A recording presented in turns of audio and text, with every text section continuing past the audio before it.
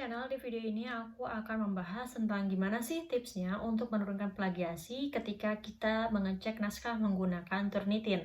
Tapi sebelumnya jangan lupa klik subscribe dan turn on notification biar kamu selalu dapat informasi terbaru dari video-videoku selanjutnya. Nah, salah satu tahap yang agak sulit ketika kita menyelesaikan naskah adalah ketika kita sudah menyelesaikan suatu naskah secara keseluruhan, tapi ternyata ketika dicek plagiasi, itu tingkat plagiasinya itu tinggi banget. Terus gimana dong caranya? Padahal kan kalau misalnya kita nggak lolos di tahap seleksi plagiasi ini, maka kita nggak akan bisa masuk ke tahap selanjutnya, terutama kita mau sidang nih jadi terhambat gara-gara masalah plagiasi.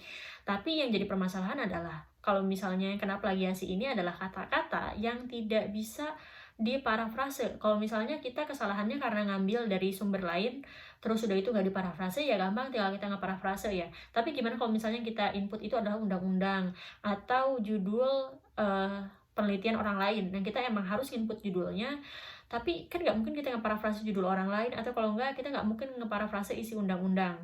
Nah, caranya adalah dengan tutorial yang akan aku tunjukkan setelah ini. Nah, jadi ini kita akan masuk ke Turnitin dulu ya, dan aku akan share screen biar teman-teman bisa ngikuti setiap stepnya. Kita akan masuk ke Turnitinnya langsung, dan di sini kita bisa lihat ada banyak banget naskah dengan tingkat plagiasi yang lumayan tinggi. Oke, kita akan masuk ke yang nomor 5 ini, kita view. Nah, kemudian kita akan langsung dapat resipnya. Nah, ini dia. Ini kita bisa lihat tingkat plagiasi sampai 30%, dan ini sumber-sumber plagiasinya itu dari mana aja. Nah, kemudian kita bisa lihat nih sampai paling bawah. Nah, kita bisa lihat di halaman 11 ini. Nah, di sini kan ada judul ya, analisis kelayakan usaha tani padai sawah di Kecamatan Perbaungan Kabupaten Serdang Bedagai. Nah, seperti ini. Nah, terus ini kan udah ditanda kutip gini ya, ini kan judul penelitian saya, masa sih kena plagiasi lagi? Padahal kan saya ngetik sendiri. Nah, caranya adalah kita klik yang di sebelah kanan, yang warna merah yang ketiga, di kolom merah yang ketiga, yang bentuknya kayak cawan ini.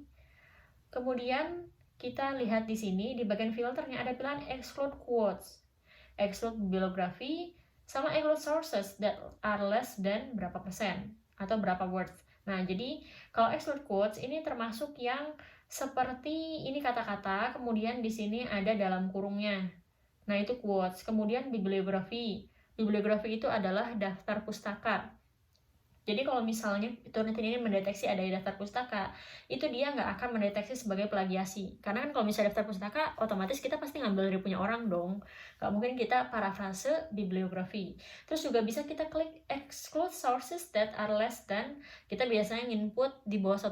Jadi kalau misalnya tingkat plagiasi itu di bawah 1%, atau misalnya kita bisa lihat seperti yang tadi ini ya, kita back dulu. Nah, kita lihat di sini banyak karena ada yang 3%, 1%, 1%. Dan ini tuh kenapa plagiasi? Karena banyak yang kurang dari 1% seperti ini. Ya kan, banyak sekali yang kurang dari 1% aja. Nah, ini tuh biasanya agak mengganggu. Nah, kalau seperti ini, kita bisa pilih nih, misalnya kita centang yang bagian exclude quotes. Jadi yang nanti quote itu nggak terdeteksi. Atau quote itu apa sih? Yang berada di dalam tanda kutip.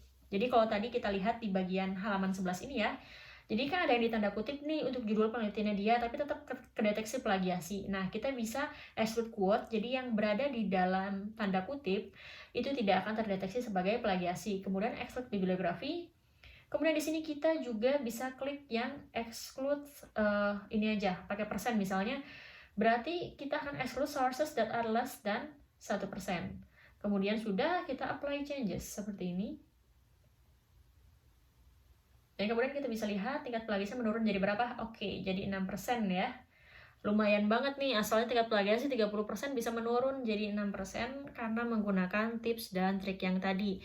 Nah, kalau kamu merasa dengan adanya tips dan trik tadi itu bermanfaat, bisa klik likes, kemudian kalau kamu punya pertanyaan lain bisa tanya di kolom komentar di bawah ini, dan terima kasih sudah menonton video ini sampai akhir.